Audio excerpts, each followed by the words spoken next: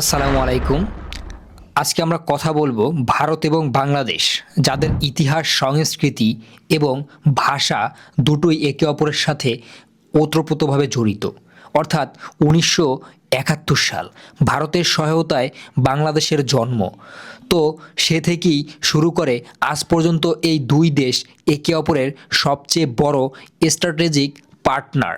কিন্তু গত কয়েক মাসে যেই পরিস্থিতি বদলে গেছে, অর্থাৎ সোশ্যাল মিডিয়াতে বয়কট ইন্ডিয়া ট্রেন্ড চলছে, সীমান্তে উত্তেজনা দিন দিন বাড়ছে এবং সাধারণ মানুষের মধ্যে ক্ষোভ কিন্তু দিন দিন বেড়েই যাচ্ছে।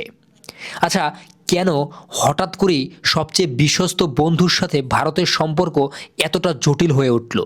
আপনি কখনো জানার চেষ্টা করেছেন এর পিছনে কি শুধুই রাজনীতি, নাকি জল বন্টন আর সীমান্তে হত্যার মতো গভীর কোনো কারণ রয়েছে? আজকের ভিডিওতে আমরা বাংলাদেশ প্রবলেম সহজভাবে বিশ্লেষণ করব। তো চলুন শুরু করি।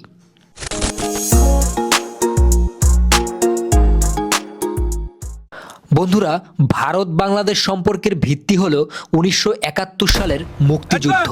অর্থাৎ ভারত শুধু আশ্রয় তখন দেয়নি, সরাসরি যুদ্ধে অংশ নিয়ে বাংলাদেশকে স্বাধীন করতে সাহায্য করেছিল। গত ১৫ বছর ধরে শেখ হাসিনা আমলে এই সম্পর্ক এক অনন্য উচ্চতায় পৌঁছেছিল। তো কানেক্টিভিটি, ট্রানজিট এবং সন্ত্রাসবাদ দমনে দুই দেশ একে অপরকে অপূর্বভাবে সহযোগিতা করেছে। কিন্তু মুদ্রার উল্টো পিঠও আছে। অর্থাৎ মূল সমস্যা সীমান্ত এবং নাগরিকত্ব, অর্থাৎ সিএএ এবং এনআরসি।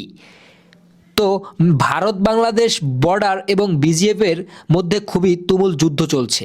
ভারতের জন্য সবচেয়ে বড় উদ্বেগের জায়গা হলো ইল্লিগাল ম্যাগাজিন, অর্থাৎ অনুপ্রবেশ। ভারতের উত্তর পূর্বাঞ্চলীয় রাজ্যগুলোতে এটি একটি অত্যন্ত সংবেদনশীল রাজনৈতিক ইস্যু।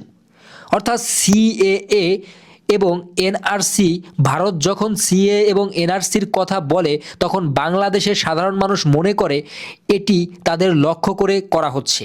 কেন্দ্রীয় মন্ত্রীদের কিছু মন্তব্য, যেমন উইপোকা বিতর্ক, বাংলাদেশের মানুষের মনে আঘাত দিয়েছে।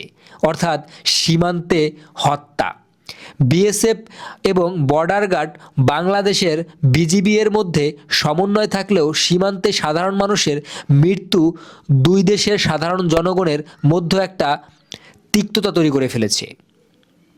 অর্থাৎ মূল সমস্যা তিস্তা ও জল বন্টন, দ্য ওয়াটার ক্রাইসিস। তিস্তা নদীর কথা আমরা সবাই জানি। বন্ধুরা, রাজনীতি যখন একদিকে আর জীবন মরণ থাকে অন্যদিকে।